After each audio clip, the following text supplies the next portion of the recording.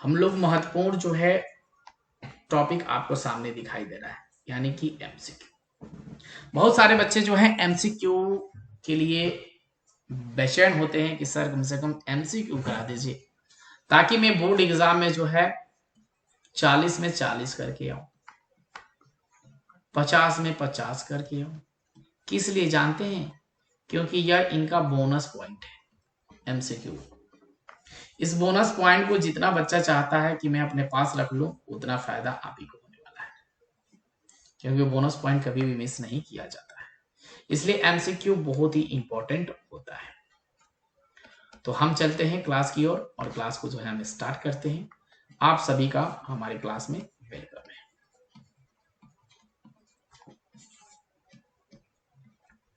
चलें हम आगे शुरू करें आज की क्लास। आपके सामने जो है स्टार्ट हो रहा है। सबसे पहला क्वेश्चन जो है आपके सामने यहाँ देखिएगा, हाँ या ना? चलेंगे, यहाँ देखेंगे कि मानव शरीर की कौन सी रचना वक्ष गुहा को उदर गुहा से अलग करती है? अभी मैंने टॉपिक में ही आपको पढ़ाया था कि मानव शरीर की कौन सी रचना वक्ष गुहा को उदर गुहा से अलग करती है। आपके सामने यहाँ ऑप्शन दिया गया है कि डायफ्राम अलग करती है, या पसलिया अलग करती है, या फ्यूरल मेम्ब्रेन अलग करती है, या पेराटाइकल मेम्ब्रेन अलग करती है। क्या आपको अलग करती है कि मानव शरीर की कौन सी रचना वक्ष गुहा के उदर गुहा से जो है अलग करती है? बहुत सुंदर क्वेश्चन है। आंसर जो है आप मुझे शेयर करेंगे एकदम कि मानव शरीर में कौन सी रचना जो है वक्ष गुहा के उदर गुहा को अलग करती है? तो आपका राइट आंसर हो जाएगा कि डायफ्राम होती है, यानी कि ऑप्शन नंबर ई जो होगा आपका क्या होगा? बिल्कुल ही सही आंसर होगा। चलेंगे नेक्स्ट क्वेश्चन की ओर और नेक्स्ट क्वेश्चन जो है हम करके देखते हैं। चलेंगे इस क्वेश्चन को जो है करेंगे आप कि डायलिसिस मशीन द्वारा रक्त के शुद्धिकरण की प्रक्रिया क्या कहलाती है? बहुत ही छोटा क्वेश्चन है और बहुत ही ज्यादा इंपॉर्टेंट क्वेश्चन है कि डायलिसिस मशीन द्वारा रक्त के शुद्धिकरण की प्रक्रिया कहलाती है। तो शुद्धिकरण की प्रक्रिया जो है क्या कहलाएगी? पहला ऑप्शन दिया गया है डायलाइजर, दूसरा ऑप्शन दिया गया है डायलाइसिट, तीसरा ऑप्शन दिया गया है सेलोफेन, चौथा ऑप्शन दिया गया है हेमोडायलिसिस। इसे जो है हम क्या कहते हैं? बहुत बढ़िया क्वेश्चन है कि डायलिसिस मशीन द्वारा रक्त के शुद्धिकरण की प्रक्रिया क्या कहलाती है? आप आंसर जो है शेयर करेंगे। चलिए जल्दी से आंसर जो है शेयर करें आप फटाफट अंदाजों में। चलिए बहुत बढ़िया, हाँ जी आपका आंसर आया है। किसी बच्चे का आंसर दे रहे हैं कि सर ऑप्शन नंबर बी लगाई दीजिए, डायलाइसिट। अरे शिवम गलती है, आपको बोला गया था कि डायलिसिस मशीन द्वारा रक्त के शुद्धिकरण की प्रक्रिया को हम क्या कहते हैं? तो उसे जो हम कहते हैं हीमोडायलिसिस, यानी कि ऑप्शन नंबर डी जो होगा क्या होगा आपका? बिल्कुल ही सही आंसर होगा। आपका ध्यान कहाँ है?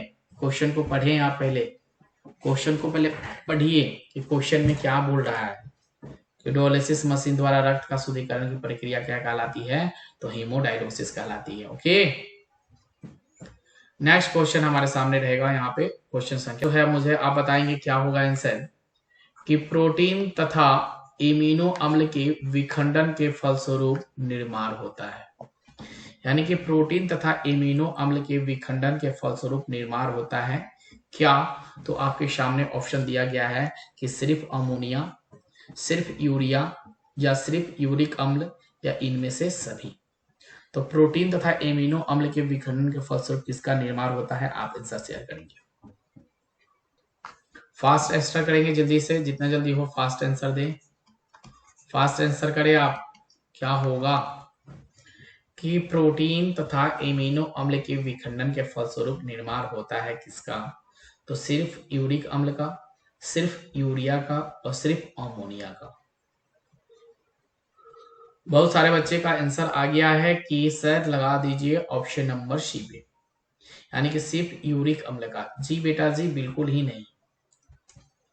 प्रोटीन और एमिनो अम्ल का विखंडन के फलस्वरूप किसका निर्माण होता है? तो सिर्फ अमोनिया का निर्माण होता है, सिर्फ यूरिया का निर्माण होता है और यूरिक अम्ल का निर्माण होता है, यानी कि इनमें से सभी का निर्माण होता है, यानी कि ऑप्शन नंबर डी जो होगा आपका बिल्कुल ही सही आंसर होगा। आगे नेक्स्ट क्वेश्चन पे चलेंगे। नेक्स्ट क्वेश्चन नंबर हमारे सामने है 4 और करेंगे क्या आंसर इसका, बिल्कुल कि उच्च जो है उच्च श्रेणी के जंतुओं के परिवहन तंत्र का मुख्य अवयव क्या है, यानी कि उच्च श्रेणी के जंतुओं के मुख्य परिवहन तंत्र का अवयव जो है क्या होता है, उच्च श्रेणी के जंतुओं का परिवहन तंत्र रक्त होता है या हृदय होता है, रक्त वाहिनियां होती है, इनमें से सभी होता है। इसका आंसर जो है आप आसानी से दे सकते हैं कि आपका आंसर क्या होगा। क्या होगा आंसर कि उच्च श्रेणी के जंतुओं में परिवहन तंत्र का मुख्य अवयव जो है क्या होता है। तो मुख्य अवयव किसी बच्चे ने लगाया है इसका आंसर कि सर होगा हृदय। जी इसका हृदय मुख्य उच्च श्रेणी के जंतु का परिवहन तंत्र हृदय होता है। अरे हृदय भी होता है, आपका रक्त भी होता है और रक्त वाहिनियां होती है, इनमें से सभी। शिवम ने आंसर सही दिया है, बिल्कुल ऑप्शन नंबर डी जो होगा आपका आंसर सही होगा, यानी कि इनमें से सभी। ठीक है, नेक्स्ट क्वेश्चन की ओर चलेंगे। नेक्स्ट क्वेश्चन जो हम पढ़ेंगे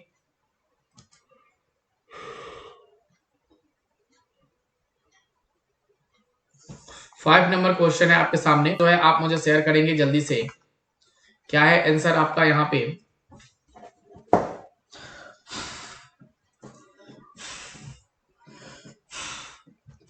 आंसर है कि मानव मूत्र के साधारणतः यूरिया की प्रतिशत मात्रा कितनी है। ठीक है, मानव मूत्र की साधारणतः यूरिया की प्रतिशत मात्रा कितनी होती है। लगभग 96%, लगभग 2%, लगभग 4%, लगभग 60%, कितनी होती है। आप आंसर जो है जल्दी से मुझे शेयर करेंगे। बिल्कुल आपका आंसर सही आया है जी, बहुत बढ़िया।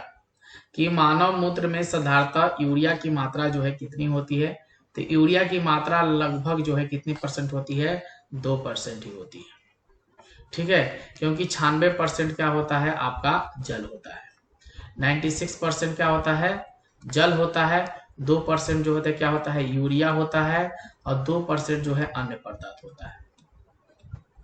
ठीक है, इस चीज को याद रखिएगा कि साधारणतः मूत्र में जो है निकलता है, मूत्र जब बाथरूम करते हैं तो 96% क्या होगा जल होगा, 2% यूरिया होगा और 2% जो है अन्य पदार्थ होंगे। ओके, चलेंगे नेक्स्ट क्वेश्चन की ओर। नेक्स्ट क्वेश्चन, क्या क्वेश्चन क्या बोल रहा है ध्यान से सुनेंगे कि मशीन द्वारा रक्त के शुद्धिकरण की प्रक्रिया क्या कहलाती है, यानी कि मशीन के द्वारा रक्त की शुद्धिकरण की प्रक्रिया को जो है हम क्या कहेंगे। बहुत ही इंपॉर्टेंट क्वेश्चन है, बहुत इंपॉर्टेंट क्वेश्चन है कि मशीन द्वारा रक्त की शुद्धिकरण की प्रक्रिया को जो है हम क्या कहेंगे, डायलिसिस कहेंगे या हीमोडायलिसिस कहेंगे या कोशिका डायलिसिस कहेंगे या डायजाइजर कहेंगे, इसे जो है हम क्या कहेंगे। ओके, आंसर शेयर करेंगे आप फटाफट। आपने दिया है डायलिसिस पे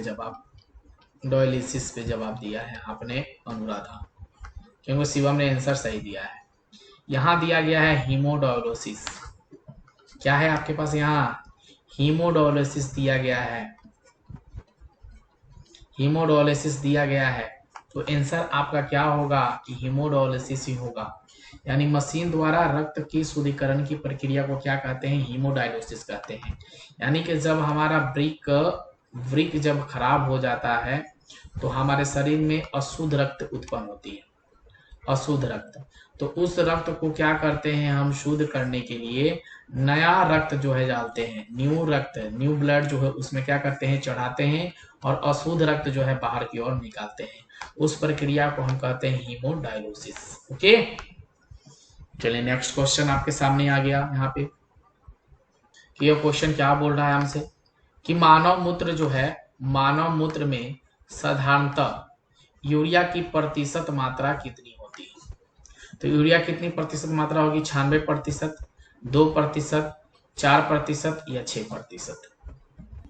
जी, आपका राइट आंसर हो जाएगा हमारा 2%, क्योंकि अभी मैंने बताया आपको कि 96% क्या होता है, 96% जल होता है, 2% क्या होता है, यूरिया होता है, और 2% अन्य पदार्थ होते हैं।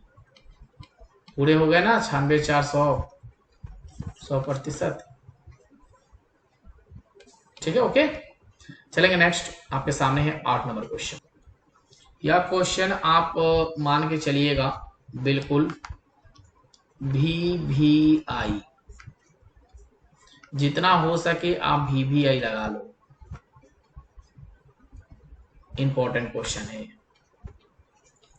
इसलिए इंपॉर्टेंट यह क्वेश्चन है क्योंकि क्वेश्चन में दम है कि प्रत्येक मानव वृक्क में नेफ्रॉन की संख्या कितनी होती है।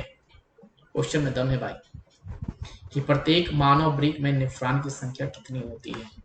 लगभग 10 होती है, लगभग 100, लगभग 10,000, लगभग 10 लाख। कितना होता है, आप आंसर जो है शेयर करेंगे मुझे। जी, आप आंसर शेयर करेंगे जल्दी से मुझे, क्या होगा आपका आंसर। जी बहुत बढ़िया, शिवम का आंसर बहुत बढ़िया आया है कि लगभग सिर्फ 10 लाख। जी बहुत बढ़िया, आपका आंसर है ऑप्शन नंबर डी जो होगा आपका बिल्कुल ही सही आंसर हो जाएगा। नेक्स्ट क्वेश्चन हमारे सामने है, आपके सामने, हमारे सामने क्या बोल रहा है आपसे, इस चीज को ध्यान देंगे कि मानव उत्सर्जन तंत्र कौन सा भाग शरीर से सीधे बाहर खुलता है।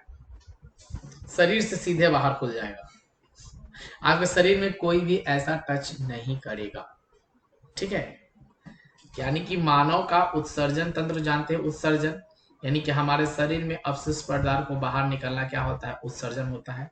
तो उत्सर्जन तंत्र का कौन सा भाग शरीर से सीधे बाहर खुलता है, मूत्राशय या मूत्र मार्ग या मूत्रवाहिनी या मूत्राशय या ट्राइगोन, क्या होता है। डायरेक्ट आप आंसर जो है इसका दे सकते हैं कि क्या आपका होगा।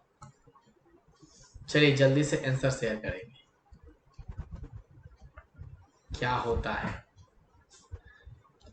आप आंसर दीजिए क्या होगा। बहुत बढ़िया क्वेश्चन है।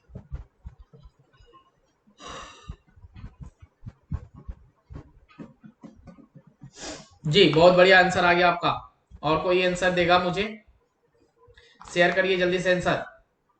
शिवम बताइए आंसर क्या होगा, आ गया। चलिए भाई बहुत बढ़िया, यहाँ आंसर हो जाएगा हमारा मूत्र मार्ग।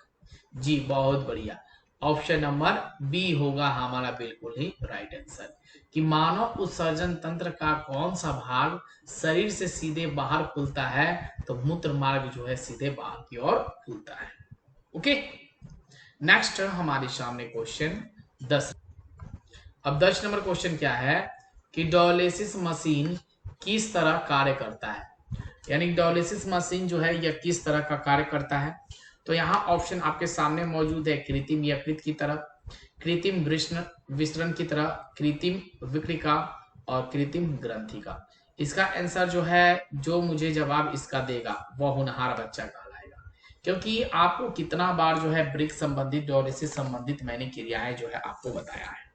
तो इसका आंसर तो भाई बनता है, जरूर शेयर करेंगे। बात हो रही है या ब्रिक आपका आंसर होगा, स्पर्म आपका आंसर कैसे आएगा भाई। टेस्टिस में कोई प्रॉब्लम है आपको, टेस्टिस से कोई प्रॉब्लम है नहीं। डायलिसिस की क्रिया जो है किसके साथ होती है, तो डायलिसिस की क्रिया हमेशा जो है ब्रिक के साथ होती है। ब्रिक ब्रिक यानी कि इसे हम बोलते हैं किडनी के साथ होती है, किडनी बोले तो नेफ्रॉन के साथ होती है। तीनों नाम एक ही है, ब्रिक, किडनी और नेफ्रॉन। तो डायलिसिस हमेशा जो है किसके साथ होती है, आपकी किडनी के साथ होती है, ब्रिक के साथ होती है, नेफ्रॉन के साथ होती है। कहाँ ध्यान है शिवम आपका। क्वेश्चन जो है अब मैं डायरेक्ट चलता हूँ, 11 नंबर क्वेश्चन आपके सामने है। बहुत बढ़िया क्वेश्चन है कि निम्नलिखित में से किसे ऑक्सीजन का वाहक कहते हैं। अच्छा क्वेश्चन है, आप ऐसे शेयर करेंगे कि निम्नलिखित में से किसे ऑक्सीजन का जो है वाहक कहते हैं। ग्लोबिन को, हेमोग्लोबिन को, प्रोथोबिन को या हिपेन को, किसे जो है ऑक्सीजन का वाहक जो हम कहते हैं। आपको मैंने और टॉपिक में ही बताया था कि ऑक्सीजन का वाहक जो है क्या होता है। टॉपिक अगर आपने पढ़ा होगा तो आपको याद होगा कि ऑक्सीजन का वाहक जो है हम किसे कहेंगे। चलिए, और गुलशन का आंसर जो है सही आया है, अनुराधा का आंसर जो है बिल्कुल सही आया है, बहुत बढ़िया, एकदम मस्त टकाटक अंदाजों में।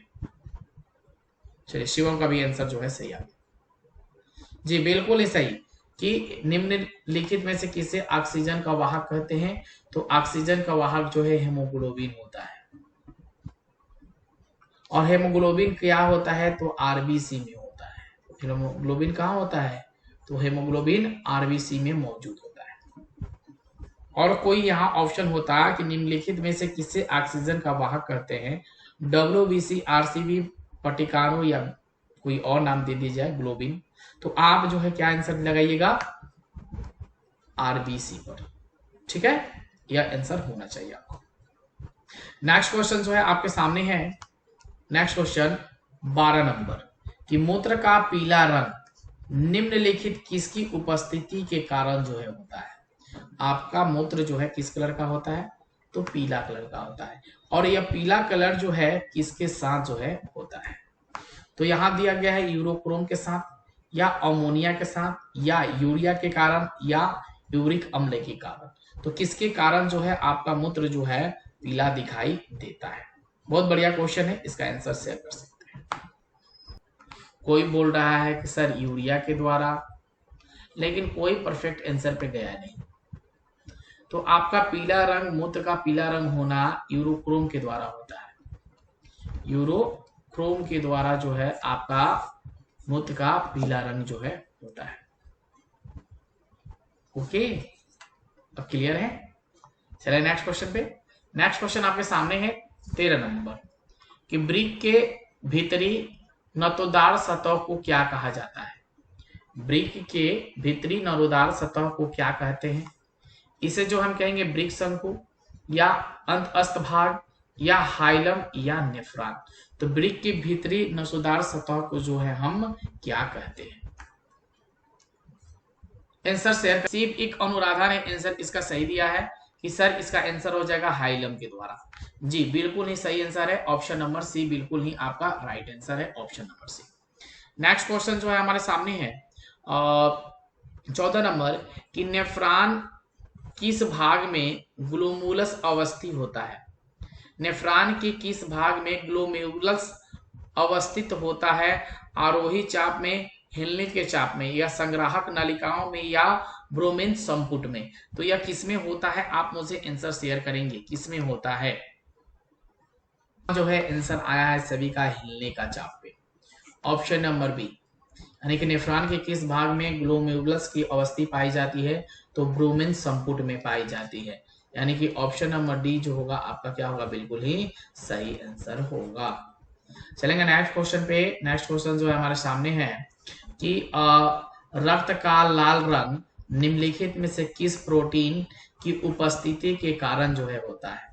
पहला ऑप्शन सुनेंगे थ्रोबिन के कारण, ऑप्शन बी हेमोग्लोबिन के कारण, तीसरा है थ्रोबोप्लास्टिन के कारण, और चौथा है आपके पास फाइब्रिन के कारण। किसके कारण जो है होता है कि रक्त का लाल रंग निम्नलिखित में से किस प्रोटीन की उपस्थिति के कारण होता है, तो इसका राइट आंसर हो जाएगा हमारा ऑप्शन नंबर बी, यानी कि हेमोग्लोबिन के कारण जो है यह होता है। ओके, बहुत बढ़िया जो है आप आंसर दे रहे हैं, बहुत अच्छा। चलिए आगे चले नेक्स्ट क्वेश्चन पे। नेक्स्ट क्वेश्चन है हमारे सामने 16 नंबर कि प्रकाश संश्लेषण प्रक्रम गैस यानी CO2 और O2 यानी कार्बन डाइऑक्साइड ऑक्सीजन का आदान प्रदान किन अंगों के द्वारा जो है होता है। तो यहाँ दिया गया है जड़ों के द्वारा, यहाँ दिया गया है पत्तियों में अवस्थित रंध्रों के द्वारा, ताना के द्वारा, इनमें से कोई नहीं। तो अब तो आपको क्लियर होगा कि इनमें से कोई नहीं है, तो समझिए कि एक ही इसमें से होगा मौजूद, जो भी हमारा आंसर है यही होगा। तो क्या होगा 16 नंबर का आंसर जो है आप मुझे देंगे, तो आंसर क्या हो जाएगा जल्दी शेयर करेंगे फटाफट अंदाजों में। सिर्फ अनुराधा बताइए मुझे आंसर कि प्रकाश संश्लेषण के प्रकरण में CO2 और O2 का आदान प्रदान किन अंगों के द्वारा होता है।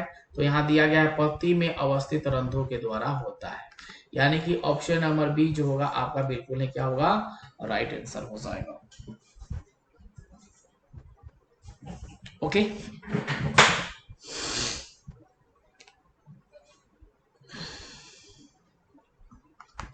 आगे नेक्स्ट क्वेश्चन पे चलेंगे। क्वेश्चन नंबर 17 क्या है, ठीक है, कि मनुष्य में भोजन की विभिन्न स्वादों को ज्ञात निम्नलिखित में से किस रचना की मदद से होता है। ठीक है, कि मनुष्य को भोजन की विभिन्न स्वादों की ज्ञान जो है निम्नलिखित में से किस रचना की मदद से होता है।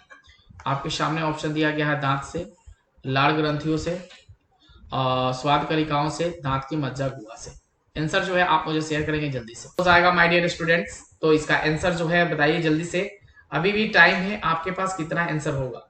जी बहुत बढ़िया, स्वाद कलिका, बहुत बढ़िया, स्वाद कलिका, यानी कि ऑप्शन नंबर सी जो होगा हमारा क्या हो जाएगा, बिल्कुल ही सही आंसर होगा। चलेंगे नेक्स्ट क्वेश्चन हमारे सामने है यहाँ पे, कि नासिक विस्म की टेढ़ी मेढ़ी घुमावदार प्लेट की तरह रचना को जो है हम क्या कहते हैं। यानी नासिक विस्म की टेढ़ी मेढ़ी घुमावदार प्लेट की तरह रचना को जो है हम क्या कहते हैं। तो आपके सामने यहाँ दिया गया है कौची कहते हैं, या नासिक विस्म कहते हैं, नासा पटिका कहते हैं, या प्रगाढ़ कहते हैं। इसे जो है हम क्या कहेंगे, आप आंसर जो है इसका मुझे शेयर करेंगे। तो क्वेश्चन पे अगर आप इसे पकड़ बना लीजिए आप अच्छे से सभी लोग। क्वेश्चन अगर आपको रोज एमसीक्यू प्रैक्टिस अगर करोगे तो लगभग जो है पूरे साइंस में लगभग 2000 एमसीक्यू है। 2000 एमसीक्यू अगर आप कर लेते हो अगर बायोलॉजी में, तो कहीं से बायोलॉजी की एमसीक्यू जो है आपको छूटेगी नहीं, और बिल्कुल जो है आप टॉप कर जाइए। तो इसलिए कंसेप्ट को आप लोग बिल्कुल क्लियर करते चले। जो भी दिक्कत आपको हो रही है आप कमेंट करें, ठीक है।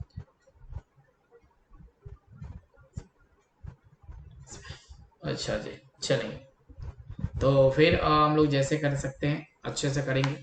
तो यहाँ नासिक विस्म जो है टेढ़ी मेढ़ी घुमावदार प्लेट की रचना को जो है हम क्या कहते हैं, तो इसे जो हम कौची कहते हैं, यानी कि ऑप्शन नंबर ए जो है सही हो जाएगा। ठीक है, ऐसे ही चले आए हैं क्लास में घूमते घूमते, है ना। चलिए कोई बात नहीं है, घूमिए। हर्ष आप नून वाले स्टूडेंट हो क्या, हर्ष? मुझे तो याद नहीं। यहाँ देखेंगे क्वेश्चन संख्या 19 पे, कि वक्ष गुहा के उदर गुहा से अलग करने वाले गुबंद के आकार की रचना को जो है हम क्या कहते हैं। ठीक है, वक्ष गुहा को उदर गुहा से अलग करने वाले गुबंद के आकार की रचना को जो है हम क्या कहेंगे। आपके सामने यहाँ ऑप्शन दिया गया है कि डायफ्राम कहेंगे, वायुकोश कहेंगे, फ्यूरल मेम्ब्रेन कहेंगे, या पेराटाइल कहेंगे। क्या जो है हम इसे कहेंगे। आपके सामने जो है पोल दे दिया जाता है, आंसर शेयर करेंगे। हाँ, तो वक्ष गुहा के उदर गुहा से अलग करने वाले गुबंद के आकार की रचना को जो है हम क्या कहेंगे, तो इसे जो हम कहेंगे डायफ्राम, यानी कि ऑप्शन नंबर ए जो होगा हमारा बिल्कुल ही सही हो जाएगा। ओके, चलेंगे नेक्स्ट क्वेश्चन जो है हमारे सामने है 20 नंबर, और 20 नंबर क्वेश्चन देखेंगे कि औसतन एक पेड़ अपने जीवन काल में अपने भार से कितना गुना जल वाष्प उत्सर्जित करता है। यह क्वेश्चन भी आई में लगा लीजिए, क्योंकि यह मोस्ट इंपॉर्टेंट क्वेश्चन है आपके लिए, कि औसतन एक पेड़ अपने जीवन काल में अपने भार से कितना गुना जल वाष्पोत्सर्जित करता है। 2 गुना, 4 गुना, 100 गुना, या 10,000 गुना, कितना करता है। आंसर को शेयर करें आप जल्दी से, आंसर शेयर करें, क्या आपका होगा आंसर। 10,000 गुना, अरे पागल आदमी, 10,000 गुना बिल्कुल ही नहीं होगा भाई, ऑप्शन नंबर डी वाले। एक पेड़ औसतन अपने जीवन काल में अपने वजन से 100 गुना ज्यादा, कितना गुना, 100 गुना ज्यादा जो है पानी जो है जल वाष्पोत्सर्जन की प्रक्रिया द्वारा पूर्ण करता है। 100 गुना, यानी कि ऑप्शन नंबर सी जो होगा आपका क्या होगा, बिल्कुल ही सही आंसर होगा, अपने वजन से 100 गुना। ओके, नेक्स्ट क्वेश्चन आपके सामने यहाँ पे है 21 नंबर। यहाँ बोला है कि रक्त परिवहन के दौरान हृदय के रक्त का भरना तथा फिर उसका बाहर निकलना क्या कहलाता है। बहुत बढ़िया क्वेश्चन है। कि रक्त परिवहन के दौरान हृदय में रक्त का बढ़ना तथा फिर उसका बाहर निकलना क्या कहलाता है? तो यहाँ ऑप्शन दिया गया है सिस्टोल कहलाता है, ऑप्शन बी दिया गया डायस्टोल कहलाता है, ऑप्शन सी दिया गया हृदय चक्र कहलाता है और ऑप्शन डी दिया गया है द्विगुण परिवहन कहलाता है। तो क्या जो है इसे हम कहेंगे? फिर सोचिए, थोड़ा सोचिए क्या हो सकता है, सोचकर ही जवाब दीजिए कि क्या हो सकता है। जी, इसका आंसर जो क्या हो जाएगा हमारा कि हृदय चक्र होगा, यानी कि ऑप्शन नंबर सी जो होगा हमारा क्या होगा, बिल्कुल ही सही आंसर हो जाएगा। कि रक्त परिवहन के दौरान हृदय में रक्त का भरना तथा फिर उसका बाहर निकालना क्या कहलाता है? तो हृदय चक्र कहलाता है। आगे जो है आपके सामने 22 नंबर क्वेश्चन कि भोज्य पदार्थ से ऊर्जा के उत्पादन में भोजन अणुओं को क्या होता है? यानी कि भोज्य पदार्थ से ऊर्जा के उत्पादन में भोजन अणुओं का क्या होता है? तो बहुत बढ़िया क्वेश्चन है। यहाँ दिया गया आपके सामने दहन होता है, समन्वय होता है, परिवर्तन होता है या आपके सामने ऑक्सीकरण होता है। तो क्या होता है? दहन होगा, समन्वय होगा, परिवर्तन होगा या ऑक्सीकरण होगा। क्या होगा? आप आंसर शेयर करेंगे जल्दी से, शेयर करें जल्दी से, क्या क्या हो सकता है। जी बहुत बढ़िया, आपने आंसर दिया है, बहुत सुंदर आंसर दिया है, बहुत बढ़िया आंसर दिया है। चलिए गुड, ठीक है, चलेंगे भाई, बहुत बढ़िया। ऑप्शन नंबर सी लगा लीजिए। चलेंगे नेक्स्ट। समस्त जैव कोशिकाओं में रासायनिक ऊर्जा के सार्वजनिक वाहक क्या नाम है? यानी कि समस्त जैव कोशिकाओं में रासायनिक ऊर्जा के सार्वजनिक वाहक का क्या नाम है? आपके सामने यहाँ दिया गया है माइक्रोकांडिया, ऑप्शन बी दिया गया है हरित लवण, ऑप्शन सी दिया गया है डीएनए, ऑप्शन डी दिया गया है एटीपी। यहाँ देखेंगे समस्त जैव कोशिकाओं की बात हो रही है, जो रासायनिक ऊर्जा के सार्वजनिक वाहक को क्या कहते हैं? बहुत बढ़िया क्वेश्चन है। आंसर जो है देंगे आप मुझे, शेयर करेंगे, आंसर दे दीजिए जल्दी से। अब किस बात की देरी हो रही है? लेकिन दिया भी दिया तो क्या दिया कि तेरी अंदाज ही गलत निकली। चलो कोई नहीं, इसका राइट आंसर हमारा क्या हो जाएगा, जल्दी से बताइए, मैं जल्दी से चलिए बता देता हूं कि इसका आंसर हो जाएगा हमारा एटीपी। समस्त जैव कोशिकाओं के रासायनिक ऊर्जा में जो है सार्वजनिक वाहक का नाम क्या होता है? तो एटीपी होता है। ओके, चलेंगे नेक्स्ट क्वेश्चन पे। क्या दिक्कत कि ऑक्सीजन युक्त वायुमंडल से पौधे में किन अंगों द्वारा परिविष्ट होती है? अच्छा क्वेश्चन है कि ऑक्सीजन युक्त वायुमंडल से पौधों में किन अंगों द्वारा परिविष्ट होती है? तो रंध्रों के द्वारा होती है, या आपके सामने अंतरकोशिकीय स्थानों से होती है, या आपके पास वात में रंध्रों से होती है, या इनके सभी द्वारा होती है। किनके द्वारा जो है यह होती है?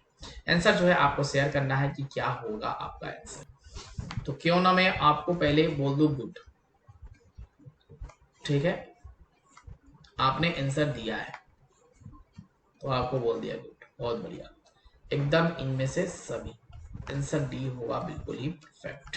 ओके, तो नेक्स्ट क्वेश्चन पे चला जाए। संख्या जो है हमारा 25 नंबर क्वेश्चन है हमारे लिए कि पौधे के वायवीय भागों से जल का रंध्रों द्वारा वाष्प के रूप में निष्कासन की क्रिया कहलाती है। यानी कि पौधे के वायवीय भागों से जल का रंध्रों द्वारा वाष्प के रूप में निष्कासन की क्रिया कहलाती है। तो क्या निष्कासन की क्रिया कहलाएगी? तो यहाँ ऑप्शन दिया गया है उत्सर्जन, दूसरा ऑप्शन दिया गया है पराशरण, तीसरा ऑप्शन दिया गया है विसरण, चौथा ऑप्शन दिया गया है वाष्पोत्सर्जन।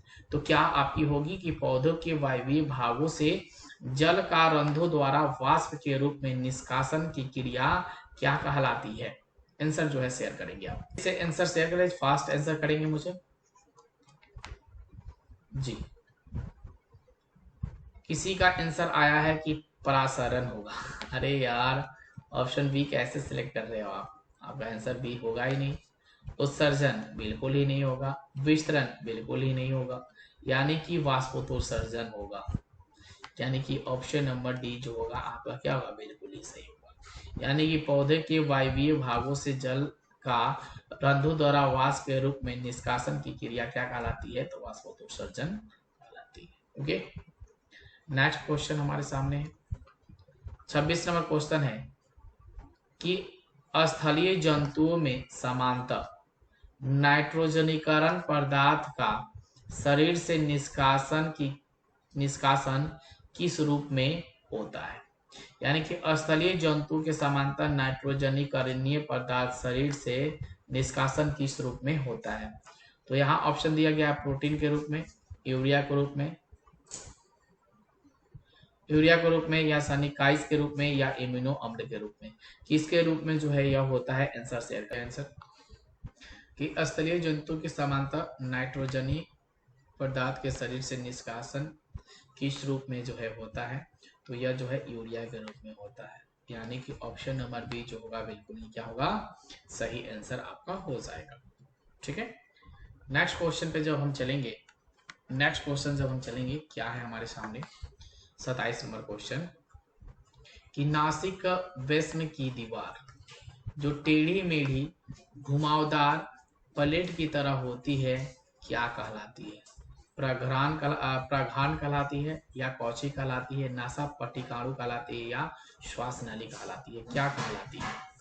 यानी कि नासिक वैष्ण की दीवार जो टेढ़ी मेढ़ी घुमावदार प्लेट की तरह होती है क्या कहलाती है? प्रघान कहलाती है, कौची कहलाती है, या नासा पट्टिकाणु कहलाती है, या श्वास नली कहलाती है? क्या कहलाती है? आंसर शेयर करें।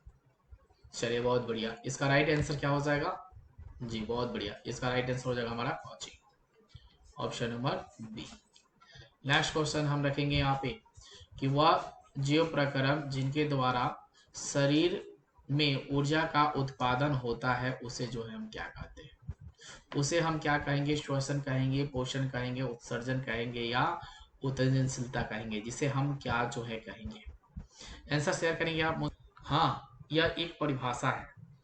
अगर आपको परिभाषा याद होगा ना तो इसका आंसर दे दीजिए आप कि वह जैव प्रकरण जिनके द्वारा शरीर में ऊर्जा का उत्पादन होता है उसे जो हम क्या कहते हैं? तो उसे हम कहते हैं श्वसन। यानी कि ऑप्शन नंबर हमारा क्या होगा, बिल्कुल ही सही आंसर हो जाएगा। चलेंगे, नेक्स्ट क्वेश्चन हमारे सामने है कि बहुत ज्यादा चलने या दौड़ने से हमारी मांसपेशियों में क्रेप या तकलीफ क्यों होती है? तो इथेनॉल के संचय द्वारा होती है, या ऊर्जा की कमी के द्वारा होती है, या यहाँ पे अधिक मात्रा में लैक्टिक अम्ल का संचय से होती है, या CO2 के संचयन से होती है?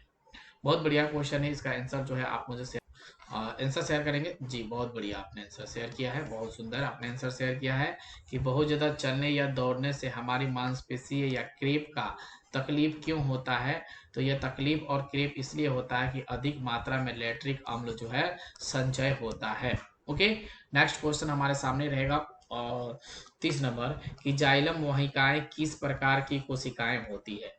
जाइलम वाहिकाएं किस प्रकार की कोशिकाएं होती है? तो मृत होती है, या जीवित होती है, कभी जीवित कभी मृत होती है, इनमें से कोई नहीं होती है? आप मुझे आंसर जो है शेयर करेंगे। बहुत ही शानदार क्वेश्चन है कि जाइलम वाहिकाएं किस प्रकार की कोशिकाएं होती है। शानदार है, इसका आंसर जो है आप मुझे शेयर करेंगे अपने अंदाजों में। क्या होगा आपका आंसर? चलिए शेयर करेंगे फटाफट अंदाजों में एकदम।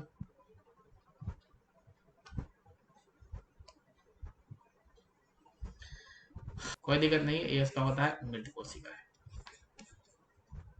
चलिए, सभी को मेरे ओर से क्या बोलूं मैं? सबको थैंक यू बोलूं। सभी को मेरे ओर से thank you so much, bye bye.